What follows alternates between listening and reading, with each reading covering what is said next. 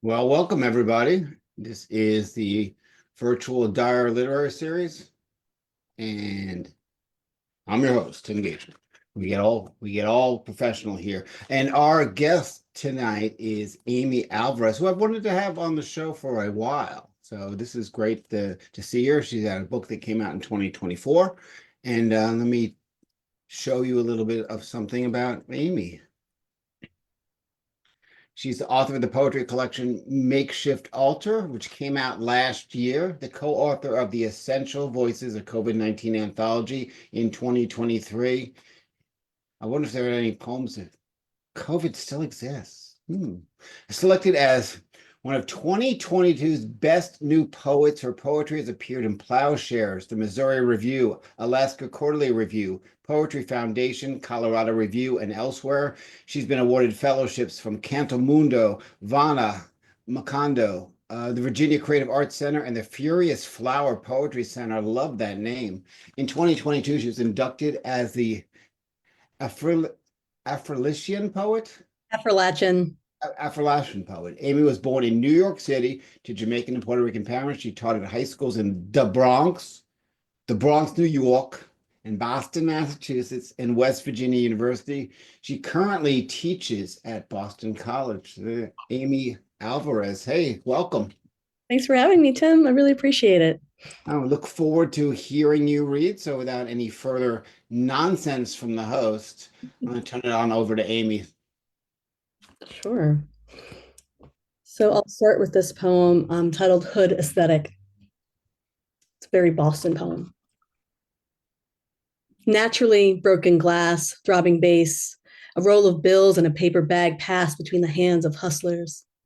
But just as true, those rows of corn planted by the family at the end of the street, even in this leaded soil, stalks grow fat cobs. The squeal and clatter of barefoot children chasing each other on asphalt, tight braids flying, shoes abandoned at the back door, rounds of happy birthday to ya from an open apartment window, the shuffle of sneaker and swish of net from the basketball players beneath. In the morning, I step outside to starlings, wings like oil slicks, construction, the smell of hot tar releasing a wavering haze of heat. I wave to a neighbor on the stoop, shirtless and smiling. What neither of us know is that he will be dead a year from now. His body will lie at the front steps of our building. His dreadlocks will splay across concrete. Another makeshift altar erected at the lamppost on the corner. Candles, silk flowers, laminated pictures, empty liquor bottles. But for today, Al Green's falsetto wafts across the street as the blue faces of cornflowers overwhelm the empty lot where a building once burned, as August clutches us to her chest, leaving us slick with possibility.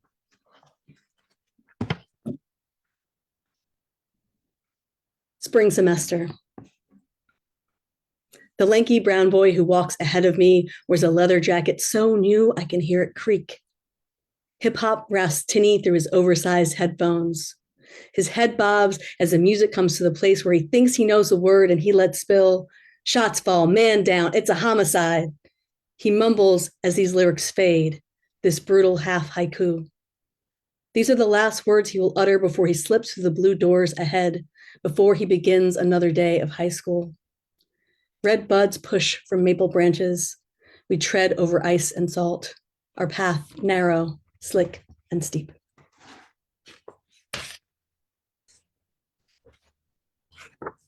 I was just thinking what Tim was just saying about COVID, kind of thinking about that moment. This is a poem that I wrote for Breonna Taylor in her memory around that time, as the world was shut down.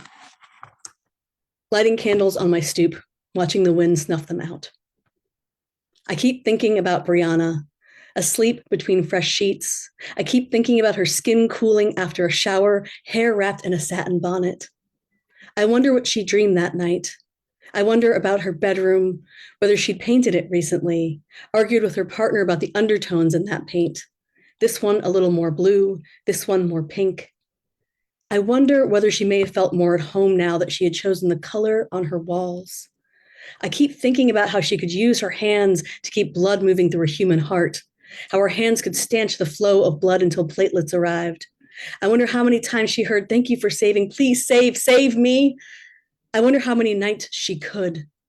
I keep thinking about her when I lie in bed, when I wake up and look in the mirror, when I walk to my front door. I wonder about the life she wanted to build. Whether she had her eye on a ring and was dropping hints to the man who chose to serve and protect her. Whether it was already in his sock drawer as he waited for the right time. I keep wondering why a Black woman's death alone can't begin the revolution, whether the smoke rising to the heavens across this nation will ever be offering enough.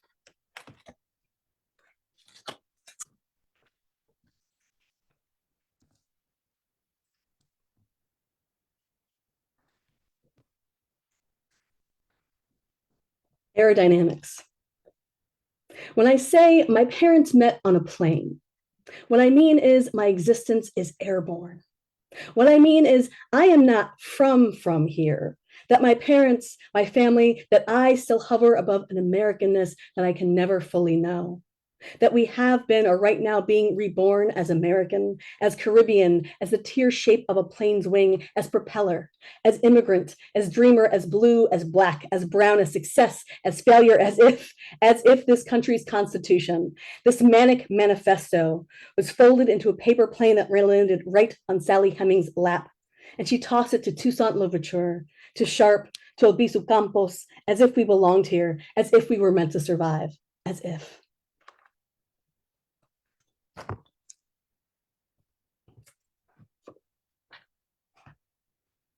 How to date a white boy. 1. Do not be his melanated test drive. You are no one's enigma or experiment. Find evidence, an old photo online or under a Justy shoebox. Do not feel flattered. 2. If you meet his parents, prepare for disappointment. You will want them to be pleased with your philosophy thesis, your grandmother's pearls. You will hope they are immediately rude so you do not waste another fertile year on their son. They will invite you to a cookout. They will call it a barbecue, but it will be a cookout. Don't get upset when you overhear the grandmother say you are darker, smarter, prettier, more or less articulate than expected.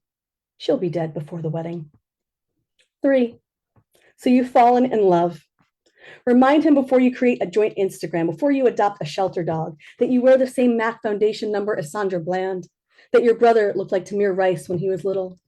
Before you argue names for imagined children, remind him of what could happen to a boy who wears your face. 4. So your white boy thinks you should move in together. Take him to ungentrified Bronx neighborhoods where old men play dominoes on the sidewalk and children have no bedtimes in summer. Take him to your favorite auntie's house. Let him get a tongue lashing from your hotep cousin while you help in the kitchen by taste testing quinoa salad, arroz con pollo, or collard greens. 5. So your white boy has fallen in love with you. He has told off Johnny-come-Wokeley friends, but he is asking whether it might be easier with someone browner than him, whether your parents, your best friend, your abuelita might be happier. Hold his hands in yours. Notice his red face, his tear-filled eyes, and tell him the truth. Let's read a couple more poems, and these are all from my book, Makeshift Altar, which did indeed come out last year. This poem is titled Hateology. It is a poem that deals with loss, specifically losing people to death by suicide. And it's also has a kind of a meandering kind of tone to it. Hateology is a study of the planet Pluto, Pluto being the god of death connected to Hades. Hateology. Gravity is the weakest force, but it can bring a body down.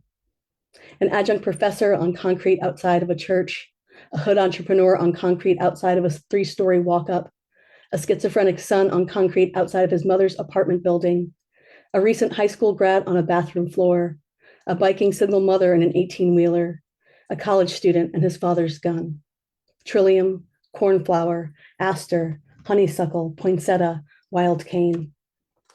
We are electrons bound by nuclear pull, magnetism. We spin out of orbit and are pulled back 1,000 times a day. I only learned recently what makes a glass of water grow stale overnight. The obvious dissolved gases, the strange, the presence of geosmin, molecule that scents Earth after rain. As the former outermost planet, Pluto once had my complete affection, but things change. Casey Goodson Jr. did not get to inspect his newly cleansed smile upon returning home. A good son, he carried a bag of sandwiches for his family. Last year, a woman I know taught me a Turkish recipe for the purslane growing wild in my front yard. This year, the purslane did not return. Instead, another woman friend told me how to make tea from the rosemary growing rampant, because something always grows back. Gravity is fickle, after all. For this last poem, which is the last poem of the book, Street Corner Market. I spot the gold fruit piled high in green paper baskets, can't help the ooh that spills as I reach toward them. The moo-mooed woman standing in front of me turns, saying, the smell brings me back to Virginia. High yellow, plum round, she tells me fields her granddaddy owned, sold, meadows she girled through. We talk counties, Carolina, Henrico. We talk tobacco, sunflower seed. We speak of what hung in those orchards. Though I've only known that land through car windows on visits to kin, and my own orchards were city parks, mulberries fermenting on concrete, something in me understands the honey of child and field. She says, I was home today watching TV and craving some sweet, some fresh, you know? We dare one another to bite into our bounty before parting. Our teeth score skin, juice racing rivulets toward elbows, and we give ourselves over to sweet.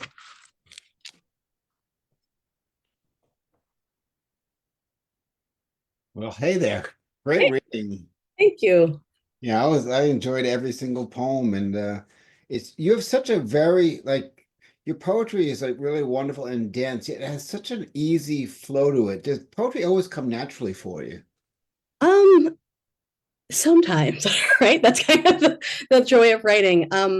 I feel like a lot of my work is kind of letting the idea come and then sitting with it for a year or a day or however long it takes to kind of really craft it. Every now and again, I get a poem that comes to me fully formed. The poem Lighting Candles in My Soup and Watching the Wind Snuff Them Out for Breonna Taylor was one of the very few poems I ever wrote that I wrote it, and pretty much exactly as I wrote it, that is how I published it. That's a very rare thing for me. So before you craft, you basically you have your narrative of it, and then you insert various things. So I guess I love Johnny Come Wokeley. Did that come initially, or that was that an add-on?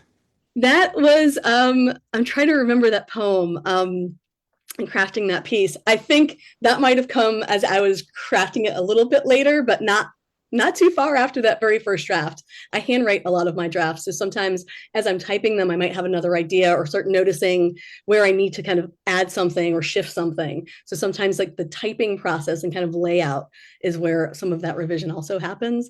I have to give credit. I believe that it was, I'm trying to remember who was there. Oh my gosh, it might have been Honore Jeffers who said it in an AWP conference. You said Johnny Come Wokeley in a panel, and I was just so taken with it. I wrote it down. Just like that is fantastic. I mean, those three words just say so much, and it's the humor involved as well. But like we all grew up in the age, or I know I grew up in the age. Apologetically, we always said like, "Hey, I have a lot of black friends." Mm. Like the same type of situation.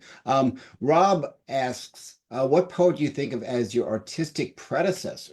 Oh my God. If that's the Rob I think it is, why are you asking me hard questions, Rob?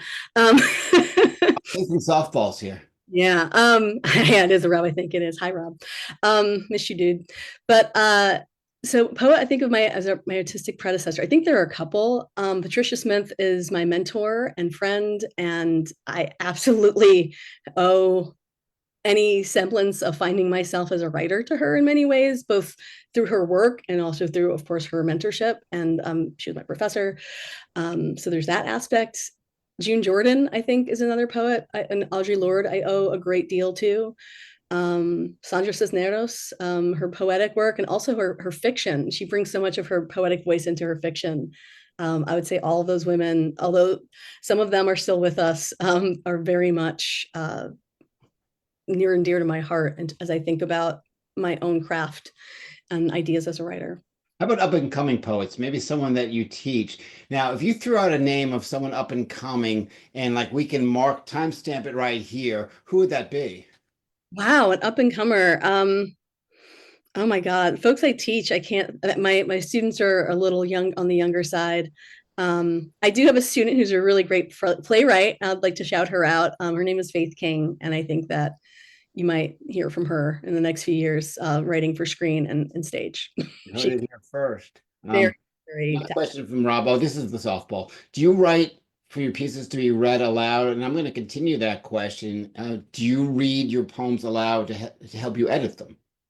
Yes, I believe that the best editor that we have is the ear. Annie Finch was another mentor of mine, and that was a huge part of how I really started to think about my work. That it has to exist on the page and be interesting in terms of how I'm presenting it or what I can do in terms of breaking line. It also has to live in my and others' voices. So I have to think about not only how do I want to translate this, but as other people read it, is it clear enough? Is it working on those multiple levels that allow it to be understood and enjoyed, aloud and also on the page? Absolutely. So the anthology that you edited with about COVID-19 anthology. Now, I know there's a lot of poets are coming out with COVID-based poems now because, the various, the 3 or 4 year plan after you originally write them. When you're putting it together, did anything really surprise you? Was there a poem that was just, this is an incredible poem? It doesn't even necessarily fit in the whole, like, I'm stuck here in my house, COVID variety. Oh, there were a couple of pieces, and they weren't all poems. One was a recipe by a young Korean woman, and it came along with a letter, which we also published, and of course had her permission to publish. She was 17 years old, and she was writing about a lot of the anti-Asian sentiment and hatred that she was seeing in her community, um, and how she was pushing back. And part of that was publishing her grandmother's kimchi recipe. It was such a beautiful, it was just such a beautiful moment for me to be able to read this young person's work, and being able to celebrate her culture in that way. Another really amazing piece in that, was written by this fantastic, Black woman fiction writer. She basically kind of writes COVID, as a zombie, kind of like speculative short fiction piece, and it's absolutely fantastic. I can't recommend that piece highly enough. Yeah. A lot of the people in charge were really bringing the narrative about anti-Asian sentiment during COVID, but there's also now in the current day a whole anti-educational narrative going on, and you've received a lot of fellowships in your life. Do you think that those are going? Are you worried that those are just going to completely disappear? I'm terrified. I can even read a poem about it. But I've been thinking a lot about that, about the NEA, NEH, the NSF. I was, at a conference this week, and I have colleagues who are referencing these very important national organizations, and we're essentially sitting there and mourning this loss of collective knowledge. It's really terrifying, I think, right now.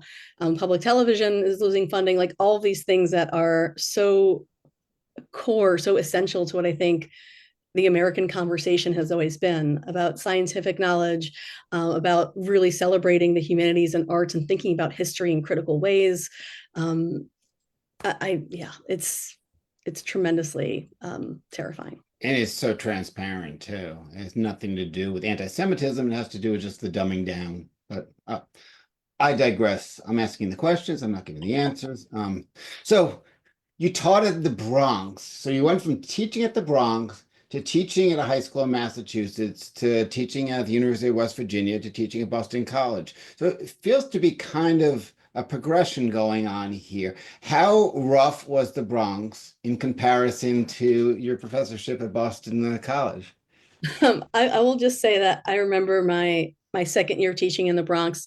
I taught ninth graders. Ninth graders are a little easier to terrify. I'm just kidding. I taught ninth graders in the Bronx, and honestly, my second year especially was really delightful. And like it was very hard to say goodbye to those students and come to Boston. I do remember a student of mine, I taught in Roxbury, when I was in Boston, and a student of mine, who's in ninth grade was just like, "Don't go, you might die." Like it was a student in the Bronx was terrified of Roxbury, Massachusetts. But I truly enjoyed my time teaching high school. I earned my MFA while I was teaching high school in Massachusetts. I earned my master's in education while I taught full time while I was going to grad school in both cases. I earned my master's in education. I was a New York City teaching fellow. So I did that first in New York, and then once again decided like, oh, that was easy. It was not easy to do grad school full time and teach. But it was a really essential experience for me. Right now I'm teaching at Boston College's newest college, which is Messina College. It is an associate's degree program for students who are first generation college students. And so it's been an absolute honor, myself also having been a first generation college student, to teach these students, many of whom are from Boston and Lawrence, Framingham, kind of just all over Fall River. It's been really amazing. Now, first generation college students, you see them as more motivated than others that you've taught? I don't know if I'd say they're more motivated. I would say that it's complicated, I think, to navigate a new system without everyone in your family kind of doing it first. So I think for some students, there's a fear that becomes a driver. And sometimes there's just this feeling of, I don't know what I'm doing and I don't know if I can keep this up. So much of that work is just the mentorship. It's the same thing at West Virginia University. I had many first generation students from Appalachia. And I think that in many ways it's the same, although there are quite different populations of students. That the experience of I go first, which is actually the title of one of my students' really lovely poems that I just read this week, is really important. What does it mean to go first? What does it mean to have support from people who have gone first also? Back to your work, I noticed from your reading tonight, your poems tell these stories and they seem quite personal, but as a crafted writer with an MFA, how much of what you read was true percentage-wise? How much of it was true but not quite your story? And how much of it was completely made up of your work in general? Interesting. I would say there's a grain of truth in everything, right? All stories are true. This is a fantastic quote. I think all stories are true. I would say that some of it is fictional, right? There's an aspect of fiction, I think, to everything, but I would say a lot of it's very much grounded in reality. I don't think that there's anything that I read this evening that was not based on personal experience to some extent, even though some of it is, maybe slightly stretched, obviously, because that's part of what we do, I think, as poets. We're thinking about tonality, we're thinking about movement, we're thinking about creativity, but I think we're trying to shift the narrative just enough, like the same thing with creative nonfiction, right? You shift the narrative just enough so that you're telling the story that you need to tell to make the piece work. And the other thing I was noticing, of course, as I scour your website for information, in your bio, you don't mention your personal education. You mention your accomplishments, and your education is mentioned in a whole different section. Was that purposeful? I don't really know if it was. I think a lot of people tend to have like here's where I got my MFA. I guess I didn't do that. Maybe I did it for a while, and then I kind of felt like, all right, like I'm a grown up now. Maybe I should mention my publications first. Also, I guess I didn't want it to become about that, but I did go. I was an undergraduate student at Hobart and William Smith Colleges in upstate New York. And it was an interesting place to be at that point in time. They were really heavily recruiting students of color from New York City. So there were a few of us there. And then I was a New York City teaching fellow in New York, and they kind of put you into a CUNY university, the city of New York, and off you go as you teach and try to do grad school simultaneously. And then I did Stonecoast at University of Southern Maine. Who did you study under? For my MFA, I was with Patricia Smith, Annie Finch, and David Mora. Nice. Now, your new book, Makeshift Altar. I also noticed that you list a publication stop for individual pieces when your book came out. And I know how that goes with promotion and submitting or whatnot. So the book itself, what was it drawing from? And tell me a little bit about the process and how long it took, the subject matter, published pieces, unpublished pieces. How do you work? Yeah, sure. And just to, yeah, basically I've been a little lazy. Other things have actually come out and I just haven't been updating my website and terrible. I have more poems that I really do need to update the site with. And I am already working on my next book. But in terms of working on this first book, it was a slow process. I kept moving kind of shortly after my MFA was finished. And I think that part of that was there would always be that kind of start stop where it's just like, okay, like this is ready to go. And then you're like, oh, well, I'm not so sure about this anymore. And you kept on going through these various iterations until I got to a point where I really liked it. So I think it was probably around like 2022, 2023, I kind of starting to send it out and kind of go through those like revolutions and rotations of sending it out and getting the rejections. Um, it really only took like one full cycle for the book to be accepted, which I know is not always the norm. I was very lucky. It was a finalist for several different prizes, and I did actually have to withdraw it from a major contest because I got an offer just flat out just saying that we want the book from University Press of Kentucky, and they were fantastic and did a really great job. Now, final question. And I won't give you my personal political slant, but I mean, of course, I think I'm on the correct side. But as writers and poets, when we lend our voices out there, does it matter? Does it actually make a difference? Mm, that's a really good question. I think a lot about Kathy Park Hong whenever this question comes up. And folks have read her. She's a fantastic poet and essayist. And she's like a friend on social media. We have some friends in common, but I really admire her. And one thing that I always saw from her was that it's not enough. It's not enough to just write, that we also need to find other ways to, whether we're teaching, galvanizing our students and trying to support them in the work that they're doing, whether we are protesting or, like having people sign a petition or whatever small things that we can do, that has to be part of the work as well. That there are these layers of the work that, yes, it matters that we are putting our voice out there. I mean, absolutely. I've been reading a lot of protest writers from various points in history lately. Protest writers, and just writers who are kind of writing about the idea of war and survival, and people who have survived. And, just going back to like Carolyn Ploughshares' Against Forgetting anthology of poems, just all the ways that we need to process the kind of trauma of the current moment. So absolutely, I think it matters. Absolutely, I think that is the work and that these things last well beyond us and can support and encourage generations beyond us. I also think that there are layers of the work that we have to do now. And that part of it is balancing that kind of civic duty with our artistic duty. And sometimes they're in conflict. I think, honestly, artistic duty has to come first because that is what I feel many of us were put on earth to do, but there are other duties as well. Is there any fear of being penalized penalized in various ways, and some are pretty horrendous by putting your work? Because I know that personally, I've sort of toned down my rhetoric on social media because, as who knows what can possibly happen these days. Do you have that fear?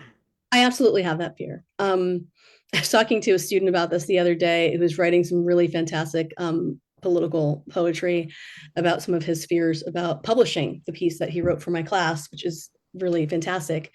And I was just like, I understand why you wouldn't. Like, I really do. And I feel that even in some of my work, I've been reluctant to, really kind of push certain poems that have gotten published because I kind of want to keep them quiet, or I I don't know. I'm signing on to various things. Sometimes I think, friends and I have also been kind of sat with questions about like, do we sign on for this? Like, if our name gets associated with this, like what happens? We'll be blacklisted. Like, what happens to us?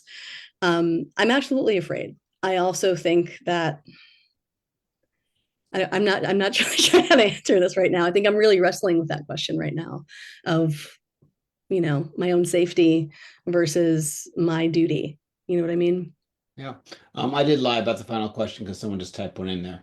Is using creative side for writing as a job. Do you lose passion for writing as it's a job now that you get paid for hard work? I think that writing, unfortunately for poets, is always kind of a side hustle. It's never, at least for me, it hasn't become the mainstay in terms of my earning. Certainly, publishing a book has been fantastic and opened up a lot of opportunities for me. But I think that it's always kind of a side hustle, but I feel like writing is so much a part of my identity. I don't want to stop. And when I'm not writing, I actually feel pretty miserable as a human being. So I feel like I don't really have, we say to my students, they're like, do you enjoy writing? I'm like, I don't have a choice. Like, this is a thing that sustains me. It keeps me upright and alive and able to move with life and kind of keep myself, I don't know, my inner self still. Oh, Um, and I, great answer. And great to have you here. Here's the book, Makeshift Altar, and on the left and on the right is the COVID-19 Anthology. And oh, I know Pamela. yeah, And I know Alexis. Oh, great stuff.